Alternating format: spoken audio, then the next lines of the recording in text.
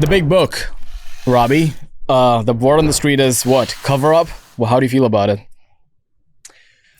It was definitely a cover-up by the Politburo, the inner circle, this really surprisingly small, to my mind, number of people that Joe Biden surrounded himself with. Donlin, Ricchetti, Anita Dunn, a few other people. These are like insidery names that most casual observers of American politics have never heard of. But they've just been with Biden forever. And they did a really effective job at stopping, at preventing not just the public or the media, but like other top Democrats from having any access to Joe Biden. The problem, and where the complicity comes in, is if you're a cabinet secretary, right, and you can't get a meeting with the president, and you realize the meetings are being scheduled for like small windows of time, they're going to be shorter, that should have really, I think, clued you in to the fact that something was wrong. So that's where their plausible deniability really goes away. There's maybe plausible deniability for like your average standard Democratic representative. But if you're top guy, if you're a member of the cabinet, you had to know something was amiss, even if you didn't know exactly what it was. If you were being like kept at bay from the evidence. Okay, so like the big argument is that, hey, like we are journalists, we don't want to be on hook for it, so we have to wait until we have access from, I don't know, the powers that be, and they give us the scoop, they allow us to talk about it. Even if I am giving credence to that argument, which I'm hesitant to because of the overwhelming proof, even if I give credence to it, then the issue is, why did you treat people on the right, on whoever was trusting their own eyes and judgment? Why did you treat those people with contempt about spreading misinformation, spreading a right-wing talking point, and now you're kind of doing your mea culpa? That is my big issue.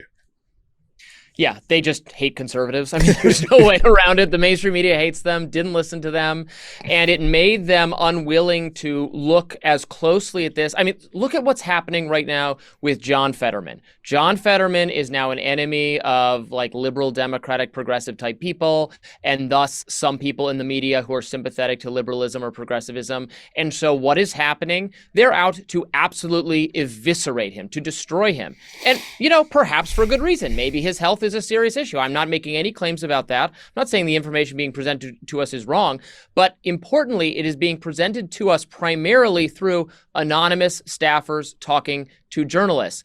So you can't tell me that if they really wanted to, they couldn't have found out. Maybe you can't talk to those, four main guys, the Politburo, in the case of Biden, but somebody's bringing him his coffee or his tea or something. Someone knows it's gone amiss because it's been too long. It's been as far back, if you're following, the original sin reporting, there have been warning signs, grave warning signs since Beau Biden's death, since before his time as president.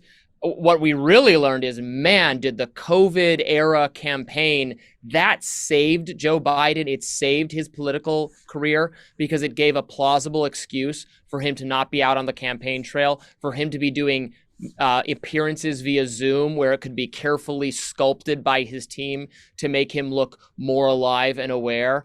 But the bottom line is, if journalists had an inkling and a desire to do it, they could have found someone to talk to them about this story the way you're seeing it, with every pissed off staffer for a Democrat or Republican who wants to go smear them to the media. They have a sounding board for that whenever they want it. You can't tell me that potential wasn't there for Biden. Can I ask you a very simple question, Robby? I hope so. Why is it important for us now to talk about Joe Biden? He isn't around anymore. He will he will never be the president again. Why is it important for us to still talk about Joe Biden, his age, given the fact that he's no longer relevant? I mean, I think it's important not so much in terms of Biden himself, but in terms of just accountability for Democrats at the elite level. I mean, especially as they're prosecuting a case against Trump that is, one of it has to do with his serial dishonesty and how reckless and what a liar he is. He says things that aren't true. Okay, well, your own truthfulness, your own credibility is a little bit at stake. I'm a somewhat neutral in terms of the political parties, at least. I'm not neutral in terms of my own political ideology, but there are things I like about Republicans and things I like about Democrats. There's a lack of trustworthiness, I feel, in a lot of Republican leaders and a lot of Democratic leaders. I trust Democrats much less than I used to as a result of this story. I don't know if he secretly died, if they would tell us that right away. I mean, that's a crazy thought, or it's what would have been a crazy thought a year ago. It's not so crazy to me now. Yeah, they did this to a greater degree than I, even me, a skeptical libertarian person who thinks people in power are always lying and hiding and self-serving. This was a pretty remarkable behavior from them. I think there's a pattern here, which is pretty obvious at this point. I know as a libertarian, you think a lot about every which liberty which was taken away from Americans during COVID. And only now we're allowed to talk about the fact that it was not A-okay to deny kids from going to schools and all of it. And only if people like Jake and Alex write books about it, are Americans allowed to talk about it? That is the big issue. And it gets to a really fundamental issue, the age thing again, it's almost like non-ideological. Like, there might be things you like more about, even if you're a really partisan person, there's a lot you like more so about Biden's politics and Democrats than Trump. But let's say there's some emergency and Iran wants to launch a nuclear weapon at Israel, or is accelerating some nuclear thing because of some action Israel just took, and the president gets a call about this at 3 a.m.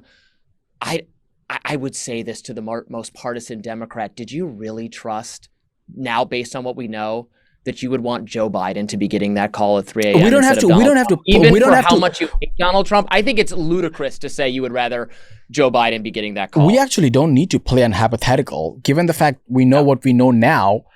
How do you view all things Afghanistan and the withdrawal of it? How do you think that plays into it? I mean, that was a total disaster. That crushed his approval rating. Now, that was a policy I supported doing, certainly in the long run, getting out of the Middle East, being less involved in the Middle East. That's something I think Americans voted for several times over in the choice of who they sent to the White House. That was something Donald Trump wanted to do. So I'm not going to criticize the idea of doing that, but it was done in a way that most Americans considered to be disgraceful and resulted in deaths of American service members and the abandonment of our allies there. It happened very suddenly and in a disorganized and not well thought out and planned way. And now what we've learned from the book is that Democrats raised concerns to Joe Biden about the manner it was being done. And, well, that's how it was done. Who knows? I think it did have an impact on our national security. Fortunately or unfortunately, you live in Washington, D.C. And can you please give us, most people watch clips, right? Oh, hey, Biden just stumbled. Oh, here's a compilation video of Biden stumbling, forgetting words, and all of that. However, most people don't have insight into the swamp of it all. The big thing in Jake Tapper's book is that people knew. Not only people, the press corps knew. The most liberal salons of Washington, D.C. knew about all of this. In the last 4 years, within Washington, D.C. circles, what was the word on street vis-a-vis Biden's age? And what was the permission structure around it, that you're allowed to talk about this and you're not allowed to talk about this? You really weren't allowed to talk about, you were allowed if you're a conservative, but that was just written off by mainstream media people. It really was. They doubled and tripled and quadrupled down on the idea that it was misinformation, even as they found him, mainstream outlets are sending people to press conferences that he does less and less frequently. He did major interviews less and less frequently. He didn't do the Super Bowl interview 2 years in a row. So there wasn't the evidence. It was not so apparent in terms of they get to see him every day and go, man, there's something wrong. It's we're not seeing him. And the question should have been, why is that? And you weren't really allowed to ask questions, or no one chose to ask questions. I don't want to say you were going to be shot in the street by some, fascist police. Biden, the pro-Biden cops are going to kill you for asking questions, but you were going to be treated as kind of not a serious person, a crank, some kind of anti-Biden contrarian if you were frequently raising that issue, right up until the end when they, misinformation is the democratic and mainstream preferred lens for seeing all world events now, where it's like, well, this video is lacking important context. And look, I get it. I too am not always just trusting, as you said, the brief clips when I see them. I always do want more context because both sides, it can be misleading. I mean, the thing like I initially got some notoriety for years ago was covering the kids at the Lincoln Memorial, the Covington kids, when there was misleading video. That was a fundamental misleading video. That was misinformation before we were using that word to describe literally everything in the most annoying and obnoxious way.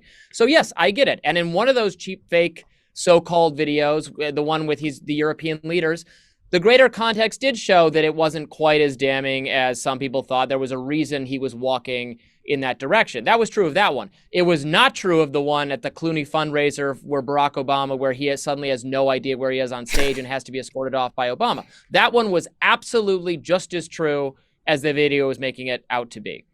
Once again, the issue is the content. Like the fact that people, like, we know the clip now, how Jake Tapper treated Lara Trump and basically, kind of sort of accused her of making fun of kids with stutter and what have you. And that is the issue. And to Jake's credit, he said that he has now apologized to Lara and all of it. What do you think are the right lessons for quote unquote liberal media, given the fact that now everybody is talking about what the conservative circles have been talking about regarding Biden's age? I mean, I think it's an old lesson that they're relearning that, you brought up some of the COVID stuff a minute ago, that it would be really smart of the New York Times and CNN and mainstream outlets to have like a couple more conservative or independent thinkers on staff who can, at the very least, explain to them, right-wing people are worked up about this. I know you think all right-wing people are nuts, but maybe this one has some kernel of truth. I mean, with the COVID stuff, that was like the most right-wing people ended up being right about a lot of things. And now I bet they wish they had listened to more staffers or people to say that, like, well, most people actually do think it came out of a lab. And even some of the experts have been warning for years it came out of a lab. So maybe you don't want to immediately dismiss this idea. Lots of parents are worried about how are you going to take care of your kids if they're no longer going to school like ever again. That hurts working people. And, maybe if you talk to some non-affluent liberals that would have greater concern, they can't just, pay for some private babysitter type person to take care of their kids, or they can work from home so they don't need the daycare facility in schools. Maybe talk to someone like that. Yeah. It's the benefits really of like actual ideological diversity, which we talk about the importance of diversity in liberal circles constantly, but they're missing the actual one that would have mattered in these cases or would have helped them see through their blind spots. It would be to have intellectual diversity. It happened when a great example of this is Ross Douthat at the New York Times. I mean, it didn't happen in time to save them, but when they wrote that op-ed that was blaming Sarah Palin for the Tucson shooting, something we had already litigated, and like most people, I guess, except in the most elite liberal echelons, most people know that was a false smear against her, that the shooting of Gabby Giffords had anything to do with Sarah Palin. But they put it years later, they put it in an op-ed or in an editorial, in-house editorial at the New York Times. And Ross Douthat, the conservative columnist, immediately saw it and said, I don't usually bother to say I disagree with the editorial because I always disagree with it, but I think you really missed something here, and this could be like even libelous. And in fact, it was libelous. Do you like Jake Tapper? I do like Jake Tapper. Yeah. What can I say? I think he's a good commentator. Yeah. I disagree with him a lot of the times. I think he's more open-minded than people on the right. Yeah. I mean, I go with the Covington story I just mentioned. He was one of the first people in mainstream media to tweet my article saying, holy shit, I think a lot of people got this really wrong and are about to potentially be sued, and including his own network. I think it was one of those that got sued. He tweeted it saying, independent, libertarianish leaning person has a different view of this. So I appreciate that about him. And I think his handling of the debate that ended up dooming Biden, him and Dana Bash, was good. And they took a lot of criticism from progressives for not fact-checking Trump in real time. The subsequent debate involved selective, heavy-handed fact-checking of Trump and only Trump and not Kamala, showing the limitations of that approach. So I give him props for that as well. That doesn't mean I think he's perfect or I agree with everything he did, but I'll take him. The exact reasons why we are praising Jake right now might be the exact reasons why his show's ratings are the lowest that it has ever been. And I think that's the biggest problem with the media circuits right now, because CNN and MSNBC have placed them in such a corner where they're kind of sort of in like the New York Times subscriber bubble, where their audiences and their subscribers feel like you are allowed to say these things because of why we like you, right? And if you step out of it, we won't watch you, we won't subscribe to you. And that is the corner they have placed in. And as kind of sort of a journalism nerd, I am sad about it, if you ask me. I don't like this media environment where we're at right now. What do you think comes out of it, given the fact that people like Jake, in my opinion, are like good capital J journalists who we need? And they have placed themselves during the last 4 years, because of all things Trump narrative, in such a corner where, you know, they're only allowed to say certain things and not allowed to say everything else. And now, and only now, they are seeing the light of day. And what do you think the, you know, life entails for them after the Orange Man news cycle? I think it's just going to continue to get bad for them. If you're like a legacy media organization, you're in for some rough times because of the fragmenting of the narrative ecosystem, just the competition. There are so many other ways for people who would have just been turning on the TV and listening to CNN to spend their time. Not even just getting news and information. I mean, or to the extent that TikTok and Instagram and all those things are providing news and information, there's just other ways to be distracted. So it's not just journalism. So they're losing out to that. And then in terms of journalism, yeah, they're losing out to people like spicy commentary. They like their news from a perspective. And legacy media outlets always, they've clung to the idea that, well, the brand is the thing. Yeah, no. But people don't care about the brand whatsoever. They care about the individual. They care about the person. Yeah. So can these brands don't think that way. They don't understand. They're like, oh, the brand is what matters. The brand has increasingly less and less power in favor of the individuals, which I kind of find appealing and like a libertarian individual. I know, right? But it's irrelevant. I'm so glad you brought that up, because now I'm allowed to talk about it, because I gave my 2 weeks to Fox a couple of weeks ago. And Congratulations. I know, thank you, appreciate that. And for the longest time, I thought that was a cliche, which is that, you know, the brand is the brand. And the brand wants to protect the brand. And I get it. The blessing and the curse of these companies are that they are behemoths. They are billion-dollar companies, which take forever to shift. However, like, there is this new economy route, which is way more successful. And I don't know who said it. This is basically the take economy, where people follow people and not mastheads and not brands. And which is why people like you are successful. Staying on the, you know, the liberal narrative of it all, how do you think they have evaluated Trump so far, not post, while we are still in the tariff and the immigration narrative? I mean, the coverage from the mainstream media is relentlessly negative. It is as negative as it's ever been. I kind of just shrug at that by now. That's how I expect them to cover Trump. And, you know, Trump is doing things that I've expressed to you I don't really agree with. I've criticized a lot of the tariff stuff, some of the immigration stuff. So, look, it's fine. I don't even think, are conservatives still complaining about this? Are they still sitting around saying, I can't believe the mainstream media is so mean to Trump? They don't like Trump. Honestly, they could probably be more successful by being more honest about it. We are progressives that have this viewpoint, and we don't like Trump for this reason. Frankly, MSNBC is, I think, if you look at the ratings, like a little bit more successful these days. Yeah, because it's less confusing. Like, the audience knows what it's getting. The confusion that something like CNN has is they're still trying to be, you know, in objective, their own mind, news for everybody. Yeah. And they're doing I appreciate the balance they have in terms of those panel discussions with like Scott Jennings and other people, Batya Ungar-Sargon, who I'm doing a show with now. I think that's like good for the health of the discourse. Whether that's going to be profitable for CNN is an entirely separate question. Do you think the ship of objectivity as a North Star for journalism has sailed? And I do. I think, okay, so I think there's truth and then there's like objectivity, right? It's okay if people pursue their truth, no matter whatever their biases. However, just to claim that you're objective and using that as a cudgel against whatever the backlash can be, like, hey, we are not allowed to say this and this about Trump because we are objective, right?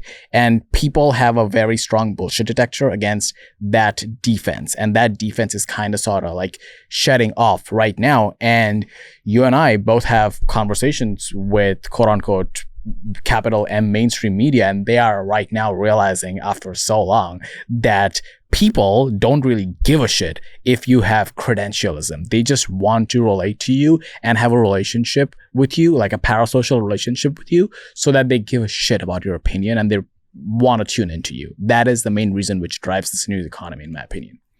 Yeah, it's anti-objectivity, if anything. They want to know. They actually hate it, yeah.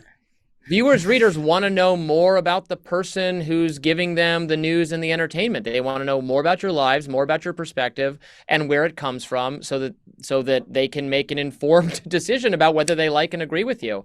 And there was always something kind of weird about pretending that journalists or like straight news reporters were objective, because of course they have their own views. It sounds quaint now to be like, oh, I'm the evening host and I'm not telling you who I'm voting for, but here's just our down the middle program. But of course there's an agenda to that. There's a kind of faux objectivity that now everybody sees through. So I think it is healthy to aim for balance rather than moderation, or balance rather than objectivity. Where like, and if I'm hosting a news program, I host a variety of them. I say what I think in my monologue part, and then I try to bring in guests that represent different perspectives, or I debate with people so that I'm covered, and you're not just always hearing what I think, and I'm engaging with what other people are doing. That's the value of this like 3-hour podcast format that's so popular with everybody, is that you have long conversations with different people from all over the place, and it's enjoyable for the listeners, and it's not confined by what takes place in like a 5-minute cable news segment where everybody speaks for a combined total of 2 minutes on a narrow range of like acceptable to elite progressivism views. That is just over. Nobody wants that anymore. On the objectivity, I think it's important to talk about it because like people like CNN, what have you, they want you to believe that the journalist's job is to be objective. But here's the thing. Journalism in America started as a political means. Political parties had newspapers, right? Because they needed a way to get their word out, the Gazette back in the day. And during the 1800s, there was a working class journalist who was trying to get his word out and all that. And only in the early 1900s, like people were, oh, let's go to journalism school because we need to be trained in how to be objective.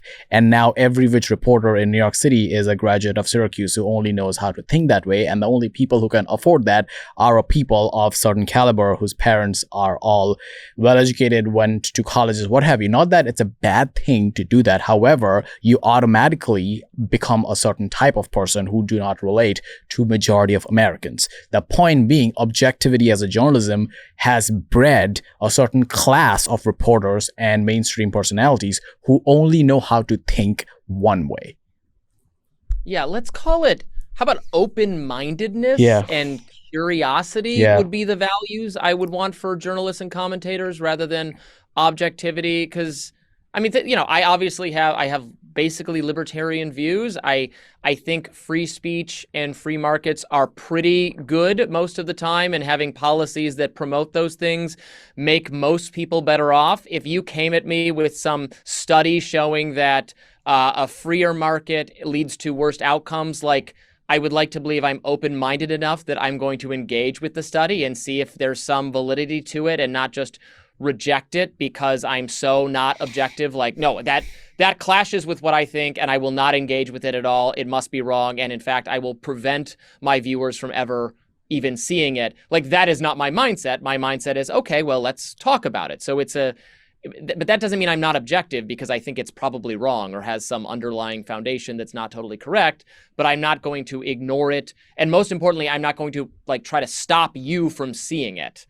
That is over. And that is the function the mainstream media fulfilled for so long. We can limit the range of acceptable views because we have like kind of a monopoly. There's not that much competition. There's just a couple of us, and we set the perimeters of the debate, and anything outside that you're not going to hear about. That is what's done. And I think it's good riddance to that. I think the last point on it is that we should wholeheartedly reject people who use words like platforming.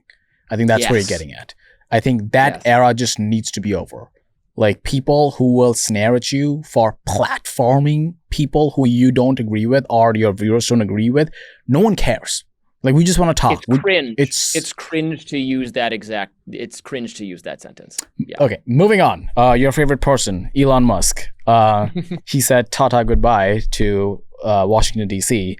How are you feeling about it? So he is done, and he immediately again starts saying things I mostly like and appreciate. Today, he's been railing against the big, beautiful bill, saying this is a betrayal of what we promised to do. This is going to increase the deficit by trillions.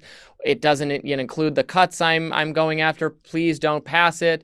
Yeah, one wishes he could have done more when he was on the inside to, if not like solve the budget deficit. It's obviously very hard. It's probably harder than building life on Mars, his other major project. Perhaps he could have sold Republicans on the importance of actually, on a legislative basis, making permanent or semi-permanent the kinds of cuts he wants to do.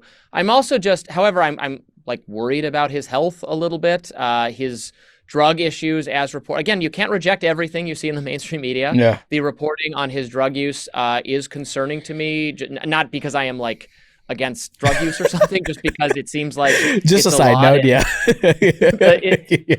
they're accusing him of doing a lot of ketamine and that impacting him. And honestly, if you see him on video, he does look to me like he's using a lot of ketamine. And I can't imagine functioning at the level he functions at, or he needs to function at, as the most important person on earth by some measures, if he's like really dizzy and hallucinating all the time. That seems not good to me. If you had to, for him, for his own sake. If you had to grade his time in Washington, D.C. vis-a-vis Doge, how would you grade it? Like C+. It's better than nothing. And I think calling attention to all the spending was a good thing. So I'm glad it happened rather than it not happening at all, but just barely better than not happening. I was thinking about it. The whole motto of how he treated this was kind of sort of the tech Silicon Valley motto, circa Zuckerberg, Facebook, was, move fast and break things. Which basically is that let's get a lot of shit done, muzzle velocity, let's make a lot of changes, and once, I don't know, the dust has settled, we'll look back, see what needs fixing, we'll fix it, and then we'll move from there. That makes a lot of sense in terms of entrepreneurship, company building, making big changes in private companies. However, when you're dealing with something like the government of, these United States of America, there are a lot of parts where things are held by glue and duct tape. And when you're moving, you don't know what exactly you're breaking. And there are real life ramifications which are beyond, stakeholders or shareholders, which would be your case in a private company. Now you're dealing with people, their lives, jobs, America, economy, and all of that. So I think that's the big juxtaposition. So as much as I'm a fan of, moving fast and getting things done, I think government needs care. And I totally understand the limiting factors here, that he was a special government employee. He had only a limited time frame to get his stuff done. If it was like, how could he had done things differently is my question. Congress to do it. Needed to get rescission, which is the actual vote to not spend the money Congress has already decided to spend, and then to actually cut programs. I think where his legacy will be most lasting is I suspect the courts will side more on Trump and Musk in terms of getting rid of government employees, but on the cuts and the agencies and the departments themselves, some of the restructuring will remain, some will not. It just took more congressional oversight. They didn't realize that if they just do, or maybe they did realize, I don't know. They did it in a way that the courts are going to undo significant parts of it, or it will be, debated in the courts for years to come. The way you avoid that is by having congressional action. We are our country is broken, our government is broken, our politics are broken because Congress is a non-functioning body. There's no way around this problem that Congress does not want to govern. They do not want to govern.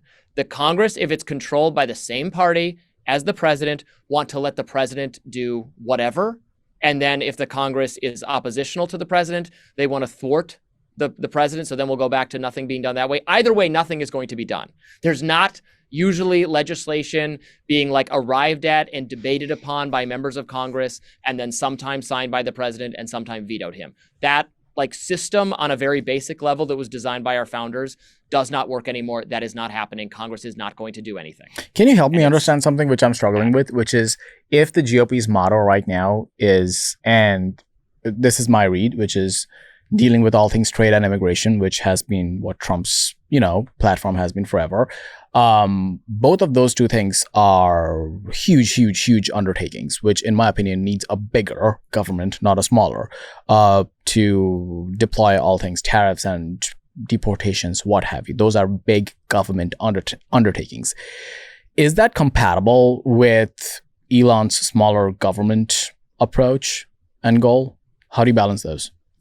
Well, more aggressive enforcement of immigration is probably not compatible, and that you just need to grow the government to if you're doing mass deportation, I mean, let's say it's a good thing and we want to do it. Well, okay, it costs more police resources, more ICE intervention. Right now, Stephen Miller and ICE got into a fight the other day because Stephen Miller was like screaming at them, like frothing at the mouth, "Why are you not deporting more immigrants?" And they're like, "Well, we only have a certain number of ICE agents, so we're prioritizing ones who are criminals and gang affiliated." And he's like, "No, you got to get rid of all of them. You got to just like hang out at Home Depot parking lots and round people up." Like, well, we don't have enough resources to do that. That's ridiculous. Even if we agreed that we wanted to do that. And then, then on the tariffs, yes, you need just more. You need more administration. And some Republicans, the ones I align with, don't really want to grow the government that way, although they're not doing enough to stand in the way of it growing. And so we're just getting to this point. But again, it's the Congress has quiet quit. They don't want to think through problems to good or bad ends. They just want to go on TV and complain about liberals or the deep state if you're a Republican, or complain about fascism and Trump Nazis if you're the Democrats, and that's it. That's their job, is to go on TV. Since we last talked, it's crazy that immigration has yet again moved now to the extent that the government doesn't want Chinese students coming in. So what have you made of not just like deportations in general regarding the government's approach now to only limit certain kinds of people? They're going pretty hard. Definitely, let's just give the news. Totally let's give the news real quick. So, which is basically that Harvard is no longer, or I think like U.S. in general is no longer allowed to take Chinese students. Is that where we are right now? It's Harvard specifically, okay. and they've been directed to screen more aggressively, including the social media feeds of people coming in from China. Look, there are two arguments at play here, and they are very, very different. And the one I totally reject, and the other could have merit, so I'll engage with it more. The one I totally reject is just the affirmative action argument. Basically, there's a faction of the right that is like, why are admissions going to people from outside the country when there are like smart, hardworking Americans who could get it? Again, that to me, that's just, you can have a different view if it's your view. My view is that I just want the most qualified people to get in, and I'm fine with not subsidizing or paying Harvard if it's about directing resources that make it more financially feasible for them to take in immigrant students. Okay, fine, we can get rid of all of that. But at the end of the day, I don't want to do affirmative action for like Americans, or for Black people, or for women, or for men, or for gays, or for any group. If the whole undergraduate population is Asian, that's fine with me. I don't care. If it's all Jewish people, that's fine. If it's all pink-haired Lithuanian women, that's fine. I don't care. So that argument, I personally reject. Let's stay on that for 1 second. I also don't think there are pink-haired women in Lithuania. I've used Lithuania twice today as examples. I don't know why Lithuania I think most of them are in Portland, not in Lithuania. But anywho, I think so. What you're saying is the argument that Harvard, an American taxpayer-funded university, has 30% of its entire population coming from not these United States of America. Kids who are not American get to benefit from American taxpayer dollars in one of the most elite institutions that America has to offer in an economy where, U.S. labor force is struggling, college kids are not getting jobs, you know the deal. And we actually, as Americans, as populist Americans, have a responsibility in limiting that. And your pushback is what exactly? I'm fine to end all of the funding to Harvard, all of the tax benefits, any of that. That's how I would solve that problem. I would not solve it by saying would they have to favor underprivileged American people. It's the same argument that got struck down by the Supreme Court when elite institutions tried to say we want to make the population of the university reflect more the American experience by having more Black people and more Latino people and fewer Asian people. I think that's racial discrimination. So I'm against doing that. I think you can have for a truly public university, I mean, the problem is so many of these institutions are quasi-public and quasi-private. Yeah. I went to the University of Michigan, which is a state university, is supported by the taxpayers of the state. And there, yes, I understand the argument that, well, if it's taxpayer supported, but it's also unaffordable to the people who live in the state, that doesn't really seem fair. I mean, I would be in favor of state universities. I would be fine to fix their prices so their tuition is lower, because it doesn't make any sense that there's this quasi-elite institution that the people who actually pay for it can't afford to go to. But Harvard's a little different because it is a private institution. I would just, get it off the dole. But then the other argument is this whole national security phase, which, look, I get. I don't want Chinese Communist Party spies being trained here and then going back to China, but that's mostly a problem of the sending back, right? And that is the ramification of this policy would be massively exporting Chinese people back to their home country. If anything, we should be forcing them to stay here. It would be the opposite of this policy. So I don't quite I want to brain drain the rest of the world. I want all of the smart, wealthy, attractive people on earth, wherever they are, to come to the US and then to stay here and to make our country great. I don't want to send them back to their home countries, especially after they've accrued all of the knowledge that comes from being at Harvard or wherever. That doesn't make any sense to me. Why the attractive people, Robby? I want us to be a hot country, man. That's fair, yeah. Hot and smart people. You have to fulfill one of those three criteria. But you can also pay your way. If you want to do that $1 million gold visa thing, I'm fine. That's a Trump idea that I love. All for it. Pay your way, or be smart, or be hot. Maybe there are other appealing things. I don't know. That's fair. Regarding the deportation aspect of it all, and putting quotas around it, what do you think about that? What do you mean? Deciding that there's a certain number? Yeah, Stephen Miller's thinking about we need to deport, 3,000 people per day. And I get the scale question here because I live 5 minutes away from the Roosevelt Hotel. I see the scale every day. So I totally know that there's a scale to actually send back, just like there was a scale which came in. But how do you, from an operations point of view, do you think putting a scale to it is the right way to go about it? No, because I want to say, who is this? Does this person have gang affiliations or terrorist ties or ties to a hostile foreign government? What are they doing here? Are they working, or are they a net drain on social services? I am fine.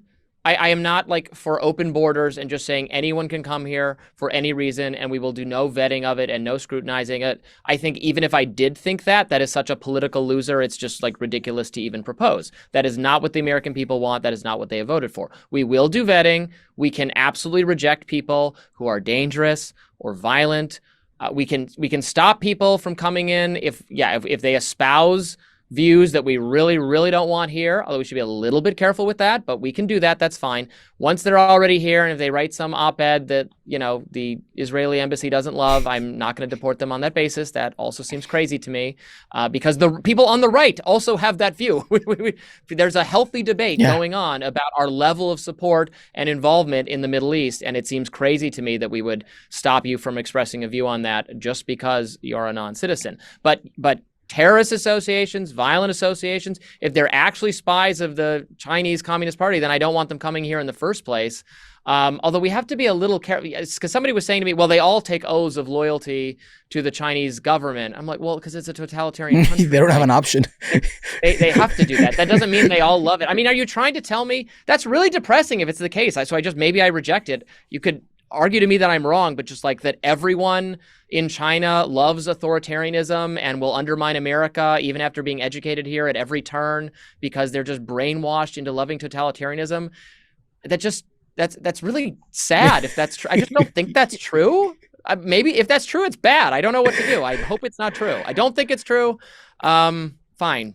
Last point on it before we move on to the left. I think, I don't know, like I always, and I'm getting super personal here, I never liked the idea of people buying into colleges only because I could not afford to do that.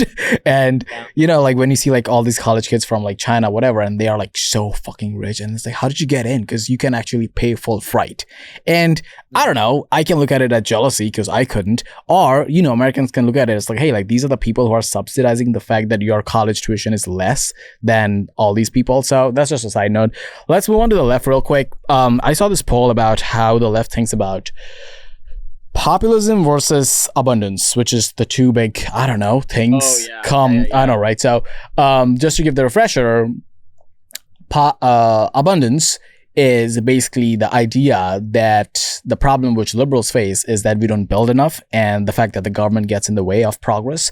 And America at its core has this big affordability crisis, and the only way to attack that is getting out of the way and making sure that, you know, California can maybe at someday build a high-speed rail, which they've been talking about since forever. That's abundance. Populism is no. We actually need government. We are not at a point where we can actually vilify government, where we actually want to vilify all these rich people who are getting in the way. So, and people are voted about it. People were asked about it, and most people actually align with all things populism, Bernie, AOC, anti-oligarchy tour. Come midterms, where do you think this discourse leads the left? It's going to be an absolute civil war. This is a big battle that's going to take place for the future and soul of the Democratic Party to go in one of these two directions, because this is a battle that is pretty mutually exclusive. Yeah. There is not a lot of overlap in these two. These are radically different courses. Yeah. And the thing is that I agree with you that the populist course is more obviously electorally going to be successful because it's grassroots. It's grassroots. Bernie Sanders has been pretty effective at mobilization. AOC is moderately effective at this. Now, I would say that, and also Bernie Sanders defenders, the populist side will say, we were never given the chance to do it our way. You've undercut us at every turn. Bernie has never actually been the nominee. You worked against him. If you let us do it, let us cook, let us do it exactly the way we want to do it, we could win. And that is not, from a just politics, that is not a bad argument. I think they have the better argument, politics. Now, I think their ideas are bad and would be like so terrible for our economy. I like the abundance agenda. It aligns more with libertarianism, the government, and also it aligns more with people's just intuitive, correct idea that the government kind of sucks and does get in the way, and there's too much red tape and there's too much regulation, and we just can't build things. Like housing is way too expensive. The medical system has gotten more expensive, even though we have like better drugs. Education's more expensive. Everything's gotten worse. And it doesn't matter. It's even more regulated than ever before, and it gets worse. We can't build public transportation, like you mentioned. Like, it's all bad. People know that environmental protection considerations stop you from doing anything. They know that the government will say, we want to build new charging stations for electric cars, and here's $1 gazillion to do that. And then 5 years later, none of them have been built. Like, people know this is not working for reasons of like regulation and red tape and stuff. So I think the abundance agenda could have some successes in that way, but then its spokespeople, frankly, are people like Kamala Harris or whoever who are just not appealing in their own right. So it's going to be a case of good policies, terrible failed messengers who don't lead the Democratic Party to success, versus appealing messengers who might actually win if they were given a chance, and then they would wreck the country with they would destroy everything about the economy, in my view. What do you think of the argument that abundance right now is basically a Trojan horse for good old-fashioned neoliberalism. Now that we are finally, as a populist country, waking up against the Bush, Hillary Clinton era, now it wants to make a comeback with this new label, and let's call it abundance. Yeah, that's kind of a fair accusation. But, the right is grappling with its version of this too, as like the libertarian tech right, represented by Elon Musk and some others, have really gotten behind Trump and tried to put him in more of a libertarian direction on some immigration, obviously clashing with him massively on tariffs. This is a battle taking place on the Republican side between NatCons and libertarians, and it's really interesting. And this is going to be the left version of that. But probably on the Democratic side, some of these populist people will say, look, if you think letting tech CEOs do whatever they want and getting out of the way of Tesla and Meta and Google and Amazon and leaving them alone is good policies, why are you in our party? That's the Republican Party. That's the leaders of the Republican Party are fully on board with a Silicon Valley first agenda. You should be in that party, man. And again, I think they might be right about that. I think the Republican Party, I hope, is becoming a party of very forward thinking on AI and crypto and not heavy-handed regulation. We want to lead the century on those topics to be competitive with China, to beat China. It seems like there is broad agreement. There's some, differences between the populists and the libertarians on the right, but there's enough agreement on a kind of quasi-abundance agenda. We're still going to end up fighting about aspects of immigration and tariffs, but there's enough agreement to move forward. Whereas on the Democratic side, there is not agreement. Yeah. They are going to have this battle big time. And I wonder if some of them will be run out of the coalition and say, man, I guess if I want to do abundance, it's Republican, especially at the state level. Yeah. State and local level, forget national politics. If you want to make it easier to build things at the state and local level, the differences between the parties are going to be much, much starker, because there you're dealing with more garden variety, low tax, low regulation Republicans who haven't updated their priors as much for the insanities of the Trump era, who want to deregulate things and want to do abundance. I think that's fascinating because we talk a lot about the coalition of the right, and the big thing which brought them together was, being anti-woke. That, hey, those people, those pink-haired people, we don't like that. And we are all united on that one thing, and now we'll figure out all these things about, I don't know, deregulation, banning tech companies, and all of that. As long as we are aligned on the fact that we don't like the pronouns crowd, we are good. That brings us together. That was the big right argument. However, there is none of that agreeing happening within the populist Bernie left and the Ezra Klein abundance left. So that's a great point. And the bigger point there is that there also no leader. There's no branding, and there's also no leader. Who do you think takes place in that vacuum right now? You're right that the abundance agenda, its leaders are the people who wrote that book, who are not charismatic in terms of electoral. Yeah, I like Ezra, if I'm being honest. I like Ezra. They're great as commentators and writers and thinkers, but they're not going to be out there winning elections. And, so then you have to look to Democrats who are Jared Polis is someone who very much wants to implement an abundance kind of agenda, whose politics I find reasonable and normal, and who I could conceivably vote for if I lived in Colorado. But he is himself I know I'm not the most telegenic or appealing as a national figure kind of person. He's said that. So I don't know who's going to go out there and really rally the crowds, especially Democratic crowds, to do deregulation, to do more of that kind of thing. That's, you could get, you're going to get shot if you say that to a teachers union. I know. We want more creative destruction in the education sphere at a gathering with Randy Weingarten. Yeah, that's not going to go well. And come midterms, what do you think happens to the GOP? Because I don't know, there are polls about the same reasons why people like Trump are the same reasons there is a credibility gap right now, because there's a lot of new right who is not stoked about how the immigration stuff has been going on, how the economy is kind of getting better, but at the same time, this tariff situation kind of took my Tesla stocks down. So what do you think is the future of right come midterms?